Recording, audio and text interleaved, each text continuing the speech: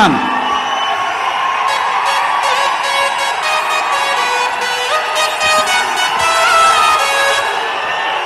భారత్ మాతాకి ఉంటారు. వరంగల్ జోష్ తెలుసానా?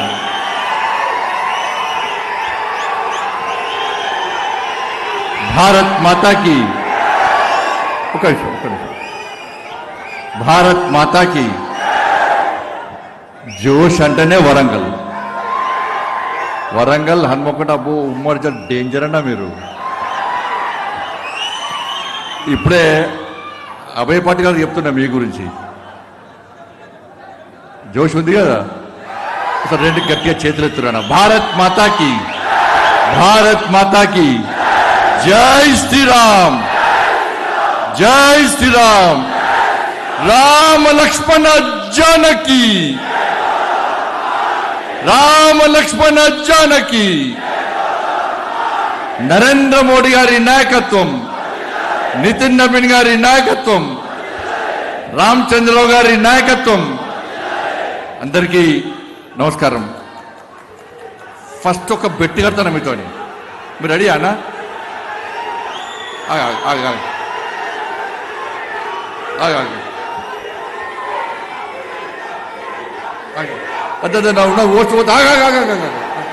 ప్లీజ్ ప్లీజ్ ప్లీజ్ ఆగండి. మీతో బెట్టి కడుతున్నాయి ఒకటి. మీరు రెడీయా? మీరు రెడీయా? అది అది తర్వాత ప్లీజ్. మీతో బెట్టి కడతా. మీరు రెడీయా దానికి? పక్కా? మరి ఫస్ట్ ఆలోచించుకోండి. మరి హైదరాబాద్లో కూడా మీకు బెట్టి కట్టిస్తున్నాం. నేను రేపు హైదరాబాద్ మీటింగ్ పోతున్నాం. మేము హైదరాబాద్ జిహెచ్ఎంసీ గెలుస్తారా, ఇక్కడ వరంగల్ కార్పొరేషన్ గెలుస్తారా అని బెట్టి కడుతున్నాం. మీరు గెలుస్తారా గెలవరా? మీతో కాదన్నా. అవుతుందా? పక్కా అన్న? పక్కా గెలిపిస్తాం. నేను ఫుల్ టైం ఇచ్చి పని చేస్తా అన్న వాళ్ళు ఒక్కసారి చేతులు నిజంగా బీజేపీ కార్యకర్తలు అయితే సూపర్ అన్న, సూపర్ సూపర్. గెలుచుడే పోవా? గెలుచుడా లేదా? ఇలా జరిగేది బహిరంగ సభ కాదని, ఇది భారతీయ జనతా పార్టీ బూత్ స్థాయి కార్యకర్తల సమావేశం. బూత్ స్థాయి కార్యకర్తలు అంటేనే, భారతీయ జనతా పార్టీ కార్యకర్తలు అంటేనే కమిట్మెంట్, కమిట్మెంట్, కమిట్మెంట్. ఈ దేశం, ఈ ధర్మం, ఈ సమాజం కోసం పనిచేసేటువంటి ఒక కమిట్మెంట్, ఒక సంకల్పం తీసుకునే కార్యకర్తలే నిజమైన భారతీయ జనతా పార్టీ కార్యకర్తలే. ఆ కార్యకర్తల సమావేశమే ఇది.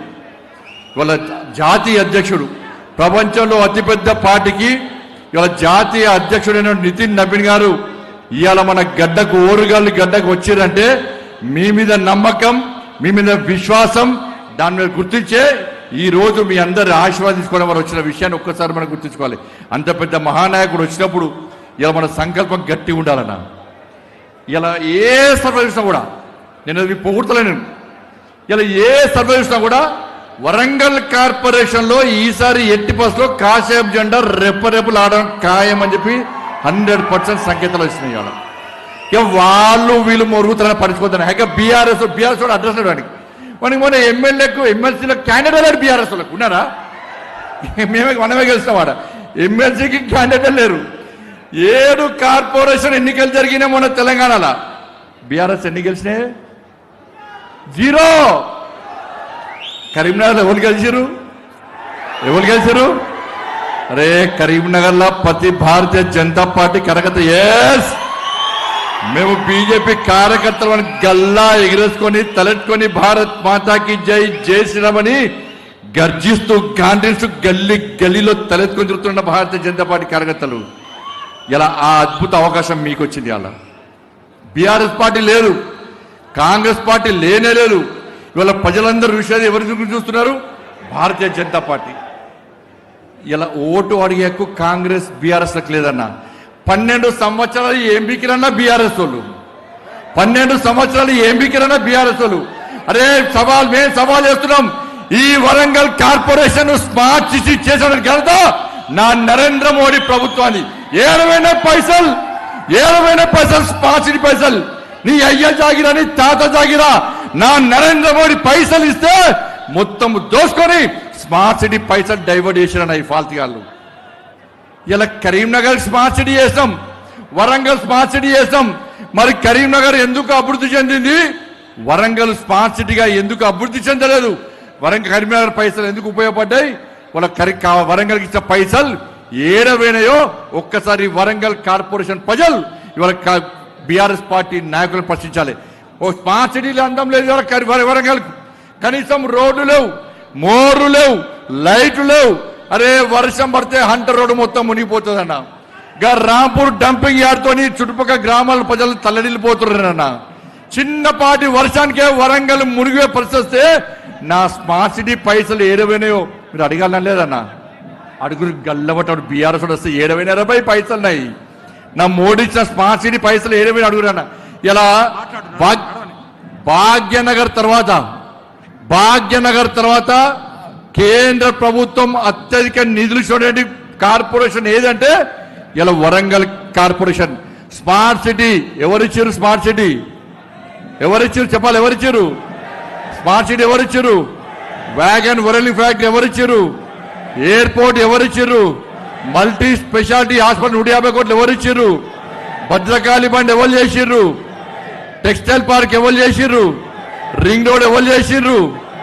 ఉదయం ఫిట్ స్కీమ్ కింద ఎవరు తీసుకొచ్చారు పైసలు? నిన్న స్మార్ట్ సిటీ పైసలు ఎవరిచ్చిర్రు? అమృత్ పైసలు ఎవరిచ్చిర్రు? అమృత్ 2 పైసలు ఎవరిచ్చిర్రు? ఇన్ని ఇచ్చినది ఎవరన్నా? నరేంద్ర మోడీ ఇచ్చినన్నా. ఇలా వరంగల్ వాళ్ళు ఎవరికి ఓట్లేయాలి? 12 సంవత్సరాల్లో బీఆర్ఎస్ వాడు ఒక్క పైసా ఇచ్చిండా? ఒక్క పైసా చెప్పుడన్నా? ఒక్క పైసా ఇచ్చిండా?